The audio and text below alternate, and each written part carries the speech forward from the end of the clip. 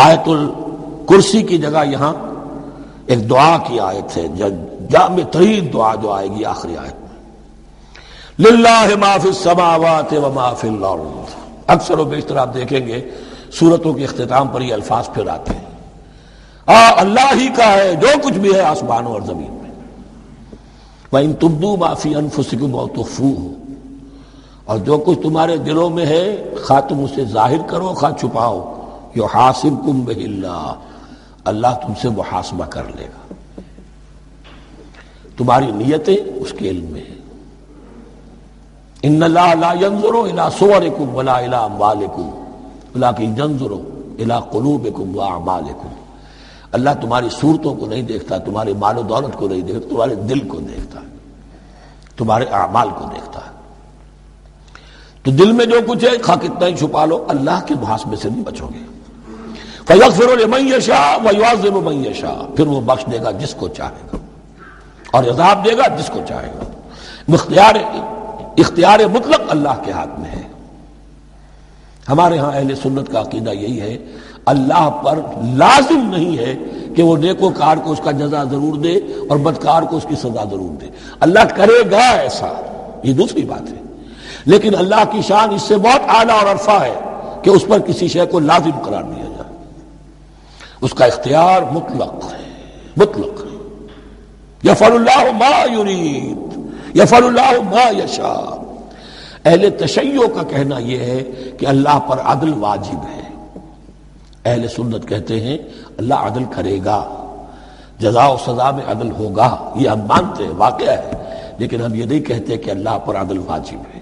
اللہ پر کوئی شے واجب نہیں، بلکہ اللہ نے تو کتب علی نفسہ الرحمہ، اپنے اوپر واجب کیا ہے رحمت کو۔ وجوب کا لفظ جو آتا ہے اللہ پر تو وہ تو رحمت کا ہے، کتب علی نفسہ الرحمہ، اللہ نے اپنی ذات کے اوپر واجب کر لیا رحمت کو۔ واللہ علی کل شیء قدیر، اور اللہ ہر چیز کی قدرت رکھتا ہے۔ آمن الرسول بما انزل الیہ من ربہ والمؤمنون، ایمان لائے رسول صلی اللہ علیہ وسلم اس چیز پر کہ جو نازل کی گئی ان کی جانب ان کے رب کی طرف سے۔ غور طلب بات ہے، یہ بڑا باریک نکتہ ہے۔ نبی پر جب وحی آئی ہے کیسے پہچان لیا کہ یہ بدروح نہیں ہے، یہ جبرائیل ہے؟ آخر کوئی اشتباہ بھی تو ہو سکتا تھا، پہلا تجربہ تھا۔ اس سے پہلے نہ آپ نے کہانت سیکھی، نہ آپ نے کوئی اور اس طرح کی نفسیاتی ایکسرسائزز کی۔ آپ تو کاروباری آدمی تھے، ایک بہت ہی بھرپور زندگی گزار رہے ہیں، اہل و عیال والے ہیں، کاروبار کر رہے ہیں، ہائی ایسٹ لیول کا کاروبار ہے، تو فطرت جو ہے وہ پہچانتی ہے۔ نبی کی فطرت وہ اتنی پاک اور صاف ہوتی ہے کہ اس کے اوپر کوئی بدروح کا کوئی اثر ہو ہی نہیں سکتا۔ بہرحال ہمارے لیے بڑی تسکین کی بات ہے کہ اللہ تعالیٰ نے رسول کے ایمان کے تذکرے کے ساتھ ہمارے ایمان کا تذکرہ کیا۔ آمن الرسول بما انزل الیہ من ربہ والمؤمنون، ایمان لائے رسول صلی اللہ علیہ وسلم اس چیز پر جو نازل کی گئی ان کی جانب ان کے رب کی طرف سے، اور ایمان لائے صاحب ایمان۔ اللہم ربنا اجعلنا منہم، اللہم ربنا اجعلنا منہم۔ کل آمن باللہ وملائکتہ وکتبہ ورسلہ، یہ دوسرا مقام ہے سورہ بقرہ کے اندر جس میں ایمان کے جو اجزاء ہیں ان کو گنا گیا ہے۔ کچھ یاد ہے آیت البر، لیس البر ان تولوا وجوہکم قبل المشرق والمغرب ولکن البر من آمن باللہ والیوم الآخر والملائکۃ والکتاب والنبیین۔ یہاں بھی اسی طرح ہے، کل آمن باللہ وملائکتہ وکتبہ ورسلہ لا نفرق بین احد من رسلہ۔ اور یہ تیسری مرتبہ بات آ گئی ہے کہ رسولوں کے درمیان کوئی تفریق نہیں کی جائے گی۔ کہاں؟ پہلے تو آیا تھا 16ویں رکوع میں، لا نفرق بین احد منہم ونحن له مسلمون، اور اس سے بھی پہلے آیا تھا والذین یؤمنون بما انزل الیک وما انزل من قبلک، وہ لوگ جو ایمان رکھتے ہیں اس پر بھی جو ہے نبی آپ پر نازل کیا گیا اور اس پر بھی جو آپ سے پہلے نازل کیا گیا۔ لا نفرق بین احد من رسلہ، ہم اس کے رسولوں میں سے کسی کے مابین کوئی تفریق نہیں کرتے۔ تفضیل اسی صورت میں ثابت ہے، تلک الرسل فضلنا بعضهم على بعض منهم من کلم اللہ ورفع بعضهم درجات وقالوا سمعنا واطعنا، وہی بات کہ جو کہی گئی تھی جب ان سے کہا گیا تھا واسمعوا، کیا کہا تھا انہوں نے؟ سمعنا وعصینا، سمعنا واطعنا، وہ کہتے ہیں ہم نے سنا اور مانا۔ غفرانک ربنا، ہماری درخواست ہے پروردگار، تیری بخشش مانگتے ہیں۔ غفرانک، نون پر زبر ہے، مفعول ہے، نسألک غفرانک، اے اللہ ہم تجھ سے سوالی ہیں، تجھ سے طلب کرتے ہیں، درخواست کرتے ہیں تیری مغفرت کا۔ وإلیک المصیر، اور تیری ہی جانب لوٹ جانا ہے۔ یہاں پر وہ ایمان بالآخرہ بھی آ گیا جو یہاں اوپر نہیں آسان۔ آمن باللہ وملائکتہ وکتبہ ورسلہ، پھر رسولوں کے ضمن میں لا نفرق بین احد من رسلہ، لیکن اس کے بعد وإلیک المصیر، مغفرت اور اللہ کی طرف ہی لوٹ جانا ہے ہمارا، اس میں ایمان بالآخرہ آ گیا۔ اب آخری آیت، لا یکلف اللہ نفسا الا وسعها، اللہ تعالی نہیں ذمہ دار ٹھہرائے گا کسی جان کو مگر اس کی وسعت کے مطابق۔ یہ بہت بڑے فضل و کرم والی آیت ہے، جیسے میں نے کہا تھا میگنا کارٹا جو ہے انسانی حقوق کا، کہ اجیب دعوت الداع اذا دعان، جہاں بھی مجھے کوئی پکارے، جب پکارے میں اس کی پکار سنتا ہوں، قبول کرتا ہوں۔ ہاں فلیؤمنوا بی فلیستجیبوا لی، انہیں بھی چاہیے کہ میرا کہنا مانے۔ دو طرفہ بات چلے گی، ایک طرفہ نہیں۔ میری مانو، اپنی منواؤ۔ تم دعائیں کرو گے ہم قبول کریں گے، تم ہماری بات نہیں مانتے پھر تمہاری دعا تمہارے منہ پر دے ماری جائے گی۔ کرتے رہو قنوت نازلہ 40 دن کے 80 دن پڑھتے رہو، ڈھاکہ تو بیٹھ ہی جائے گا، بیٹھ گئے۔ یہودیوں سے شکست تو ہو ہی جائے گی، ہو گئی۔ کرتے رہو، حرمین میں پڑھتے رہو قنوت نازلہ، مکے میں پڑھو، مدینے میں پڑھو، پوری دنیا میں پڑھو۔ اللہ کو پیٹھ دکھائی ہوئی ہے، اس کے دین کو پاؤں تلے روندا ہوا ہے، اللہ کے باغیوں سے دوستی ہے۔ کسی نے قبلہ ماسکو کو بنایا تھا اور کسی نے واشنگٹن کو بنایا تھا، تمہاری دعائیں کیسے قبول ہوں؟ لیکن یہ جو آیت ہے یہ اس اعتبار سے بہت بڑی رحمت کی آیت ہے کہ اللہ تعالیٰ کے ہاں وہ اندھے کی لاٹھی والا معاملہ نہیں ہے کہ تمام انسانوں سے محاسبہ ایک ہی سطح پر ہو۔ اللہ جانتا ہے کس کی کتنی وسعت ہے، اور وسعت کن چیزوں سے بنتی ہے۔ آپ کو کوئی اور جین ملے ہیں، مجھے کوئی اور جین ملے ہیں، انہیں کوئی اور جین ملے ہیں، یہ جینز، ان جینز کی اپنی اپنی خصوصیات ہیں، خصائص ہیں، پراپرٹیز ہیں، لیمیٹیشنز ہیں۔ آپ کو کوئی اور ماحول ملا، اسے کوئی اور ماحول ملا، اسے کوئی اور ماحول ملا، تو hereditary factors multiplied by environmental factors, ان دونوں سے ایک شخصیت کا ہیولہ بنتا ہے انسان کا، جس کو پیٹرن کہتے ہیں ہمارے مستری لوگ۔ جب لوہے کا کوئی شے جو ہے ڈھالنی ہے تو اس کے لیے پہلے مٹی کا یا لکڑی کا ایک پیٹرن بناتے ہیں، انگریزی میں پیٹرن ہے، وہ پیٹرن کہتے ہیں ہمارے مستری لوگ۔ اب آپ لوہا جو ہے اس کو جب اسے کر لیں گے، مائع بنا لیں گے، گلا لیں گے، پھر اس میں ڈالیں گے، وہی شکل ہو جائے گی۔ یہ شاکلہ ہے ہر انسان کا جو بن جاتا ہے۔ قُلْ كُلٌّ يَعْمَلُ عَلَى شَاكِلَتِهِ فَرَبُّكُمْ أَعْلَمُ بِمَنْ هُوَ أَهْدَىٰ سَبِيلًا۔ اس شاکلہ کے اندر اندر آپ کو محنت کرنی ہے۔ اللہ جانتا ہے کس کا شاکلہ وسیع تھا، کس کا شاکلہ تنگ تھا، کس کے جینز اعلیٰ تھے، کس کے جینز ادنا تھے، کس کے ہاں ذہانت زیادہ تھی، کس کے ہاں جسمانی قوت زیادہ تھی۔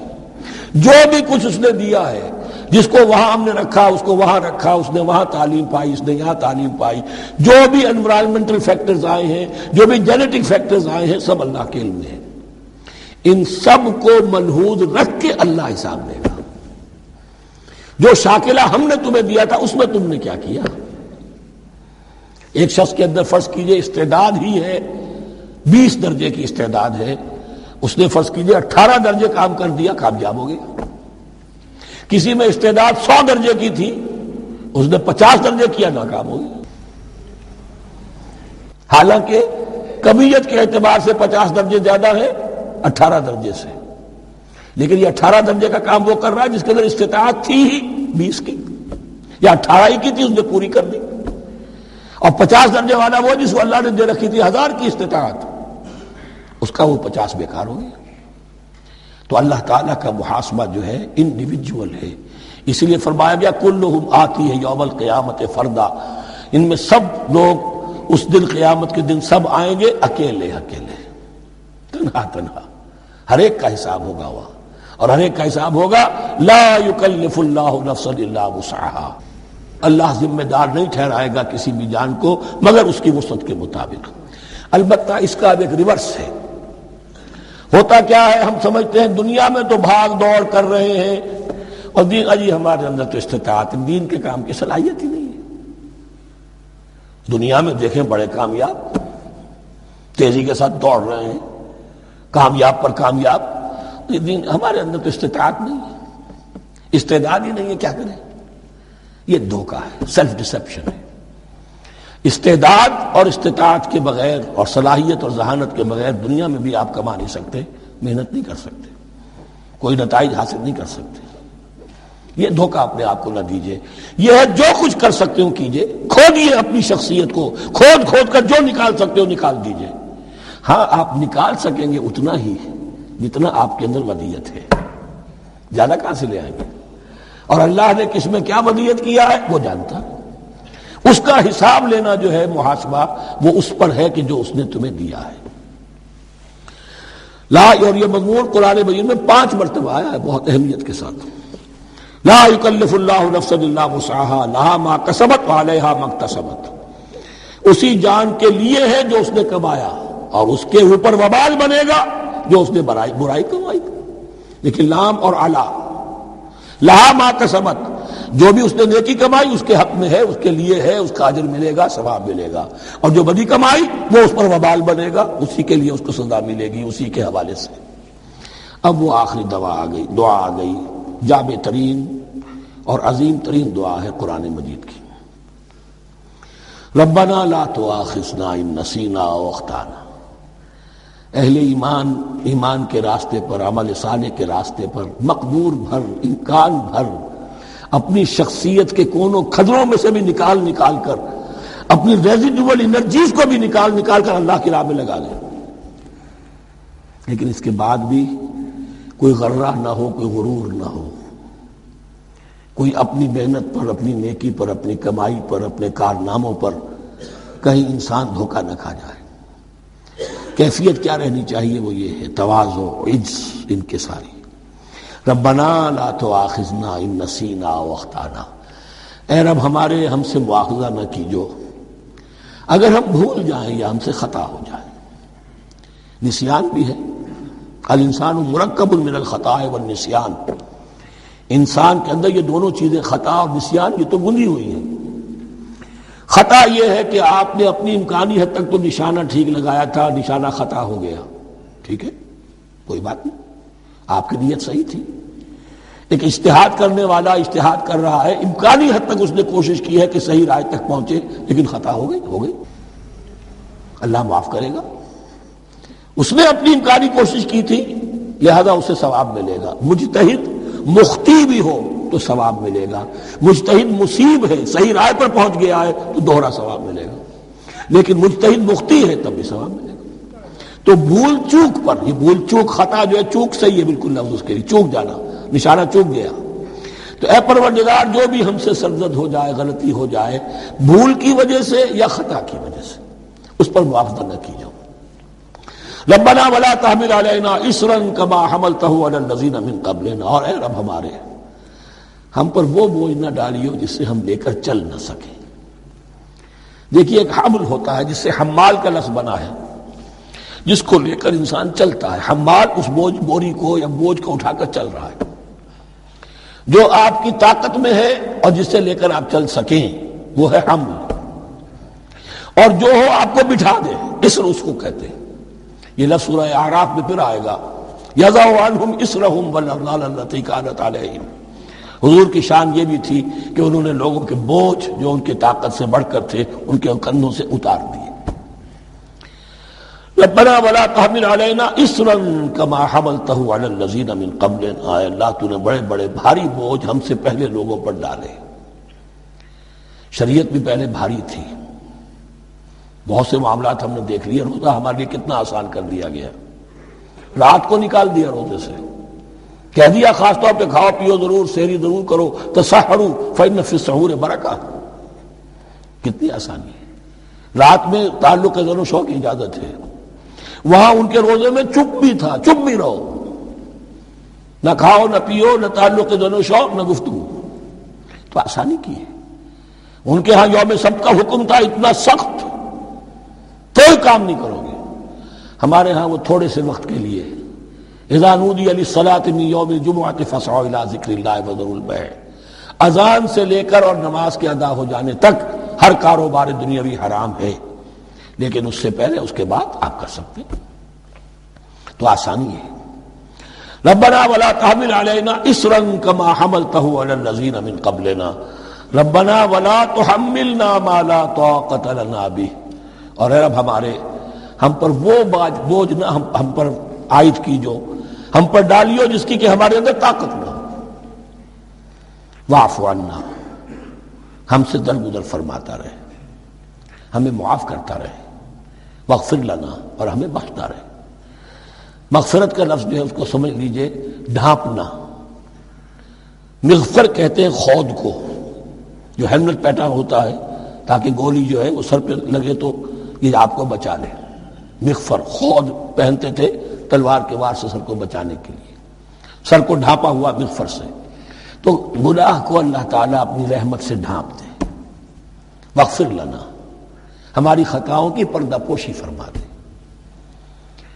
ورحمنا، اور ہم پر رحم فرما، انت مولانا، تو ہمارا مولا ہے، والی ہے، ہمارا پشت پناہ ہے، مددگار ہے۔ اللہ ولی الذین آمنوا یخرجہم من الظلمات الی النور فانصرنا علی القوم الکافرین، بس ہماری مدد فرما کافروں کے مقابلے میں۔ انہی الفاظ پر وہ دعا ختم ہوئی تھی جو طالوت کے ساتھیوں نے کی تھی علیہ الصلوۃ والسلام۔ اصل میں یہ دعا اب تلقین کی جا رہی ہے، مرحلہ سخت آ رہا ہے، مرحلہ سخت ہے اور جان عزیز، تاب لاتے ہی بنے گی غالب، اب وہ مرحلہ آ رہا ہے، اس کے لیے تیار ہو جاؤ۔ یہ سارا حصہ جو ہے در حقیقت یہ تمہید ہے غزوہ بدر کی۔ بارک اللہ لی ولکم فی القرآن العظیم ونفعنی وإیاکم بالآیات والذکر الحکیم۔